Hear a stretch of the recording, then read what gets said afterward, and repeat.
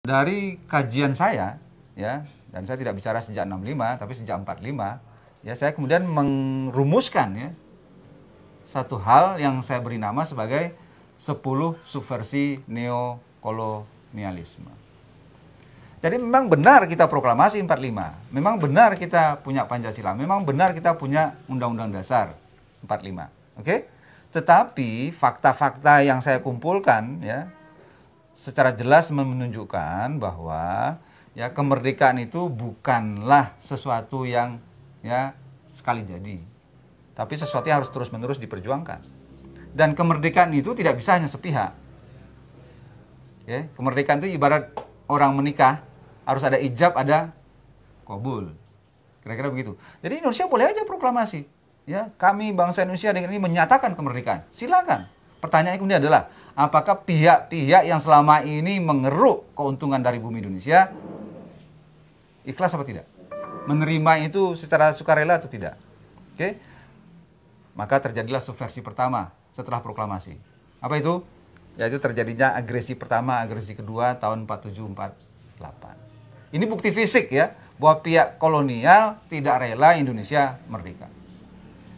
Oke. Lalu perang ini, ya, tidak menyelesaikan masalah, ya, macam-macam sikap kemudian berkembang, ada yang pro, ada yang kontra, ya kan? Tapi lalu kemudian ada juga kelompok yang mencoba membawa masalah ini ke dalam pendekatan diplomasi.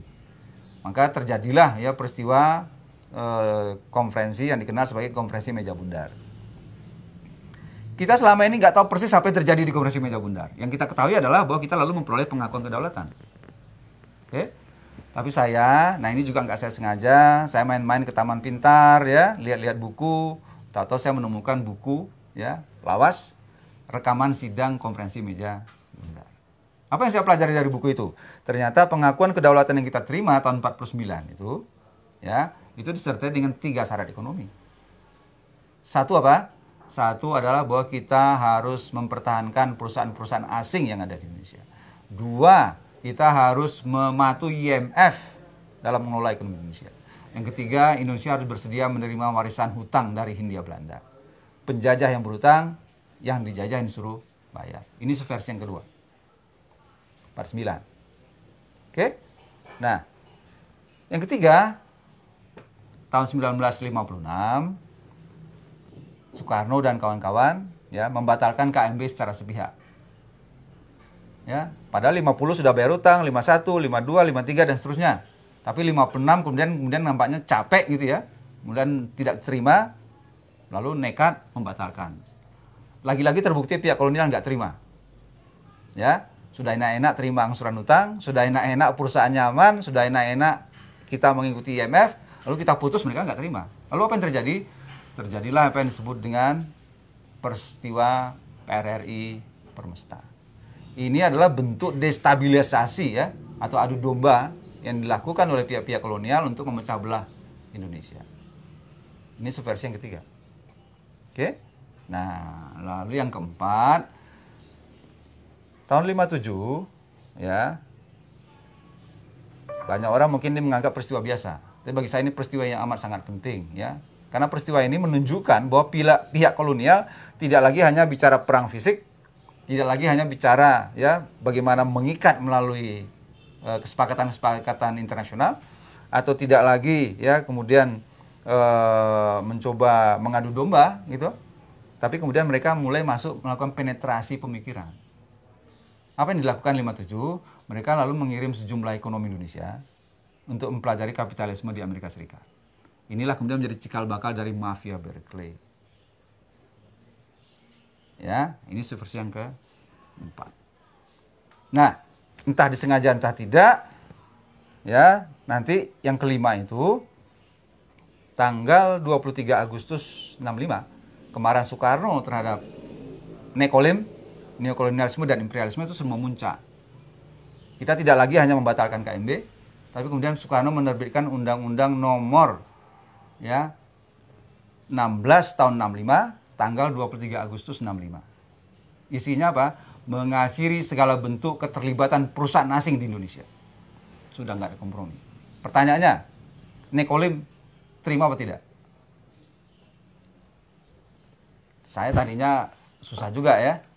Tapi saya tertarik dengan tanggal. Bahwa undang-undang itu keluar tanggal 23 Agustus 65. Ya. Lalu ada peristiwa besar terjadi 30 September. Ya, hanya dalam tempo 5 minggu. Ada hubungan nggak antara Undang-Undang nomor 1665 dengan Gestok? Saya nggak mau cepet-cepet menafsirkan ya. Saya bilang ini agak sensitif.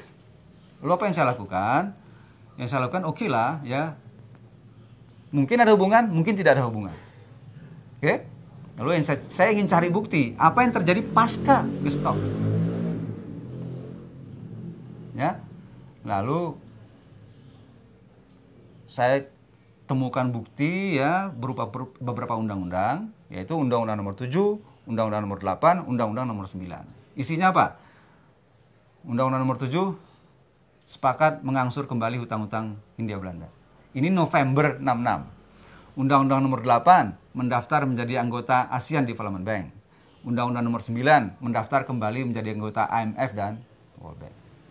Clear, saya bilang. Oke? Jadi Gestok itu adalah subversi yang kelima. Dan saya kemudian mempunyai tafsir sendiri mengenai Gestok. Tafsir saya apa? Tafsir saya Gestok itu adalah rekayasa korporasi-korporasi asing untuk menghabisi rezim Soekarno.